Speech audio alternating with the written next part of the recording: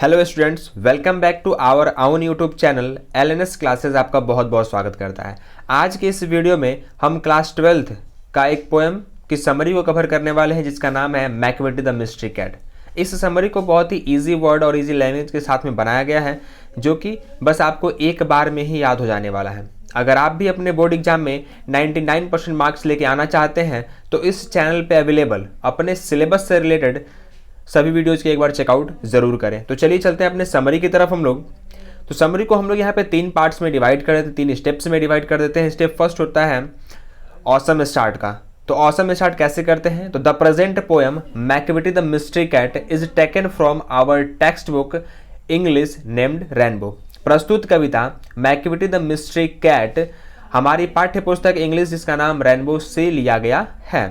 This is a very wonderful poem. यह बहुत ही आश्चर्यजनक कविता है। बिल्कुल। This poem has bin written by a great poet T S. Eliot. इस कविता को एक महान कवि टी.एस. एलियट के द्वारा लिखा गया है। He was one of the greatest poets of the 20th century. वह 20वीं शताब्दी के एक महान कवियों में से एक थे। And he was awarded the Nobel prize for literature in 1948। और उन्हें 1948 ईस्वी में अपने लिटरेचर के लिए, अपने साहित्य के लिए उन्हें नोबेल प्राइज भी मिला था। इसके बाद हम सेकेंड स्टेप में चलते हैं, वहाँ से अपना पैराग्राफ चेंज करते हैं। इसके बाद लिखते हैं वहाँ पे 2 से 3 स्टेंजा को शॉर्ट में, जो भी आपका पैराग्राफ है उसको शॉर्ट में यहाँ पे लिखना होता है इस कविता के पूरे मेन को। तो यहाँ पे पैराग्राफ चेंज करके लिखते हैं in this poem the poet describe about the story of a mystery cat whose name is Macavity. इस कविता में जो कवि हैं वह एक रहस्यमय बिल्ली की कहानी जिसका नाम मैकविटी का वर्णन करते हैं। ये जो कवि हैं वह एक रहस्यमयी, यहाँ पे जो कैट वर्ड किया गया है, रहस्यमयी कैट के स्टोरी के बारे में डिस्क्राइब किए हैं जिसका नाम मैकविटी है। In this poem Macavity is the main hero. इस कविता में मैकविटी मेन हीरो है। He is also known as hidden paw. वह एक छुपा रुस्तम के रूप में भी जाना जाता है। He is called the hidden paw because he does all his work in complete secrecy. वह छुपा रुस्तम इसलिए कहा जाता है क्योंकि वह अपना सारा काम बिल्कुल छुपा के कर लेता है, बिल्कुल सेक्रेसी के साथ में करता है। उसके काम को कोई भी लोग देख नहीं पाते हैं। जब वह काम खत्म हो जाता है तब वहाँ पे लोग उसको देख पाते हैं, लेकिन जब वो करता है तब उसे वो देख नहीं पाते। इसलिए यहाँ पे एक लाइन लिखी गई है कि ही does all his work in complete secrecy. वह अपने सभी कामों को बिल्कुल छुपा के करता है। He has also been called the master of criminal. और वह मास्टर ऑफ क्रिमिनल के रूप में भी जाना जाता है। उसे मास्टर ऑफ क्रिमिनल भी कहा जाता है। अपराधियों का अपराधी जो होता है उसे मास्टर ऑफ क्रिमिनल बोलते हैं। Who can DeFi the law. जो सभी नियमों को वहाँ पे तोड़ देता है, वो हर एक नियम को तोड़ सकता है। यहाँ पे लॉ मिस टाइपिंग है, वहाँ पे LAW। तो defy the law. He is the reason behind the failure, confusion and frustrating of Scotland Yard and the flying squad because.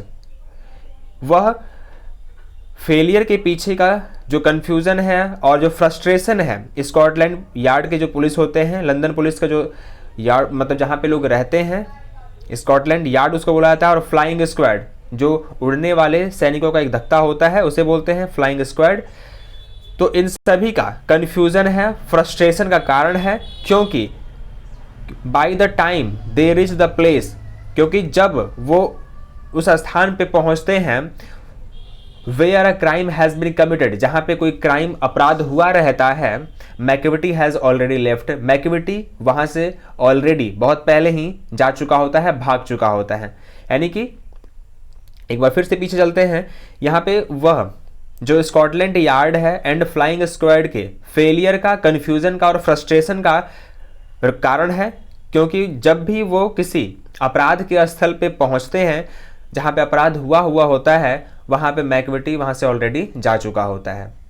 He is a very tall and thin. वह एक लंबा और पतला है, वह लंबा और पतला है। His eyes are sunken in. उसकी जो आँखें हैं वो बिल्कुल धसी हुई हैं। And his head is highly domed. और उसका जो हेड है, सर है, वह ऊंचे गुंबद के आकार का दिखता है। His coat is dusty from neglect, और उसका जो स्किन है वो बेपरवाही लापरवाही की वजह से बिल्कुल गंदा हुआ पड़ा है। There is no one like McVitie, McVitie के जैसा कोई दूसरा नहीं है। बिकॉज ही इज एक्सेप्शनल, क्योंकि वह एक अपवादिक है, वह एक एक्सेप्शनल है। And his skills are unmatched for, और उसके जो स्किल्स हैं, उसके जो गुण है वो किसी से भी मिलते जुलते नहीं हैं। तो इसलिए यहाँ पे कहा गया है there is no one like McVitie, McVitie के जैसा यहाँ पे कोई दूसरा नहीं है, क्योंकि वह एक एक्सेप्शनल है, अपवादिक है।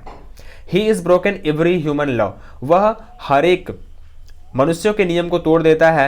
And every some laws of gravity, और साथ साथ वह गुरुत्वाकर्षण के भी नियम को तोड़ देता है। विथ हिज जंप्स, अपने जंप्स के कारण वह ऐसे जंप्स करता है जैसे लगता है कि उसके ऊपर ग्रेविटी या कुछ जो ग्रेविटी का जो नियम होता है नीचे की तरफ खींचने का, उस पर कुछ काम ही नहीं कर रहा है। तो he is broken every human law, वह हर एक मनुष्य के नियम को तोड़ देता है। एंड और कुछ ऐसे नियम्स जो हैं, जो प्राकृतिक नियम है, वो भी इसके जंप्स के आगे कुछ नहीं दिखते, जैसे ग्रेविटी का नियम होता है। That cat is called Napoleon of crime, और यह जो कैट है उसे क्राइम का नेपोलियन कहा जाता है।